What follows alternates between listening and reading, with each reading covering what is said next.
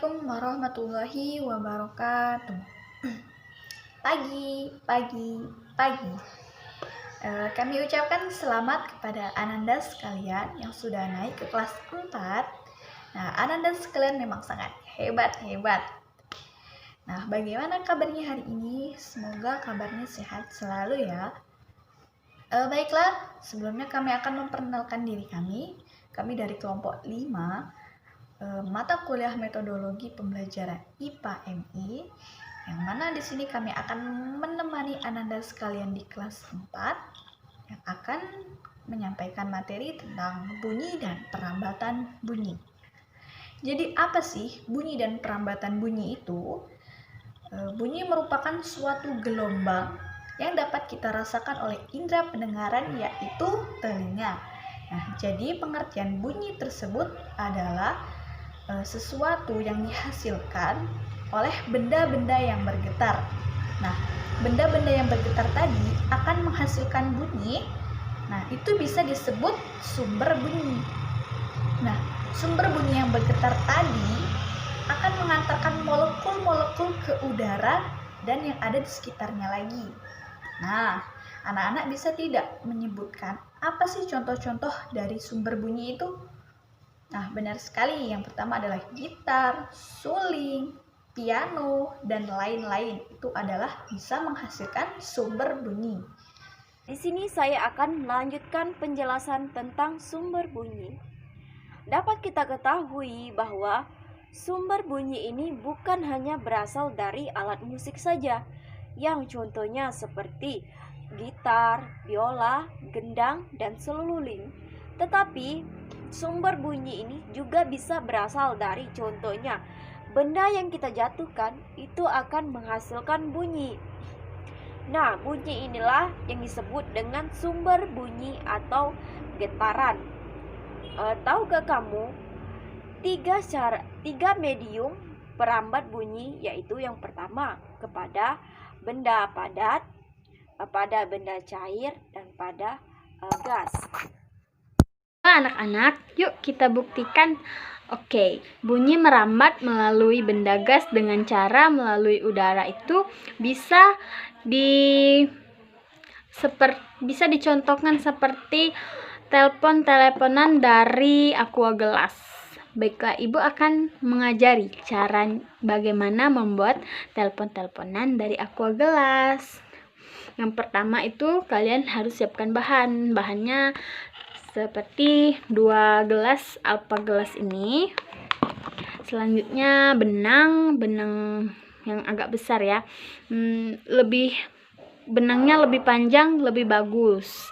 Selanjutnya yaitu paku. Terserah kalian menggunakan paku apa. Paku ini kalau kalian tanya untuk apa, ini untuk membolongi di bawah alpa gelas ini. Baiklah. Cara yang pertama yaitu kalian harus bolongi dulu di bawah alpa gelas ini pakai paku yang tadi. Nah, setelah dibolongi, kalian masukkan benang ini. Setelah dimasukkan, kalian ikat benangnya.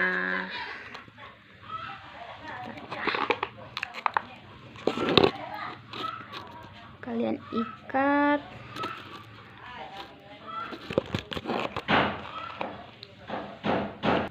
Setelah diikat akan jadi seperti ini. Lakukan selanjutnya pada alpa gelas yang satunya ya. Kalian masukkan benangnya lagi, terus kalian ikat lagi. Setelah diikat akan jadi seperti ini. Nah, jadi teleponan dari alpa gelasnya sudah jadi. Kalian lakukan, menggunakannya harus ini ya, terbentang. Talinya nggak boleh terlipat ataupun kendur karena akan merambat bunyinya. Nah, itulah tadi yang dinamakan bunyi dapat merambat. Kalian sudah paham pasti. Baiklah, terima kasih. Akan mempraktekkan pembelajaran materi IPA MI. Baiklah, di sini saya akan mulai. Bunyi merambat melalui benda cair, balon diisi air dan kita tempelkan jam tangan di atas balon. Kemudian kita mendengarkan suara detak jam tersebut.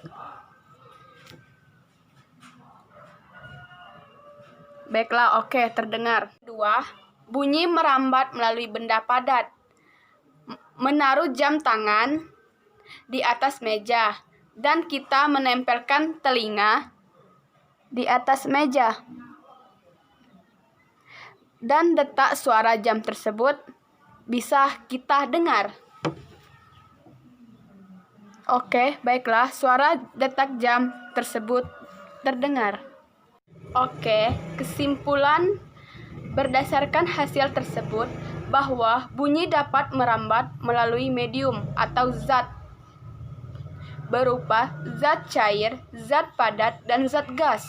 Jadi, gelombang bunyi dapat memiliki suara akibat adanya rambatan benda-benda tertentu. Ini adalah bunyi yang dapat dibiaskan.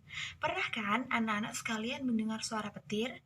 Jika kita dengarkan, suara petir di malam hari lebih keras dibandingkan petir di siang hari. Mengapa demikian? Karena pada siang hari, udara di permukaan lebih panas dibandingkan malam hari. Nah, perbedaan kerapatan udara inilah yang dapat menyebabkan bunyi menjadi dibiaskan.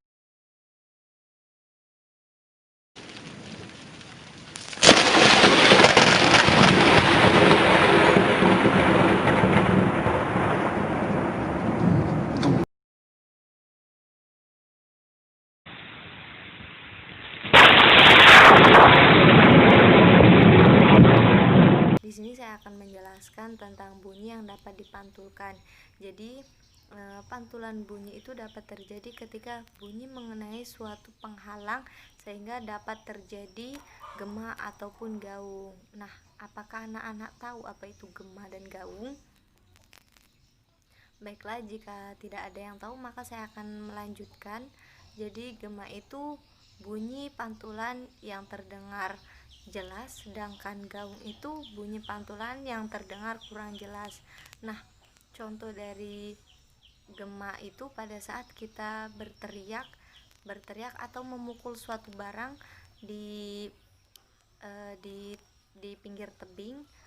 Nah, maka suara itu akan terdengar jelas, sedangkan kalau di contoh dalam gaung itu pada saat kita berteriak atau memukul barang di dalam goa ataupun di dalam ruangan yang tertutup, maka suara itu terdengar kurang jelas. Nah,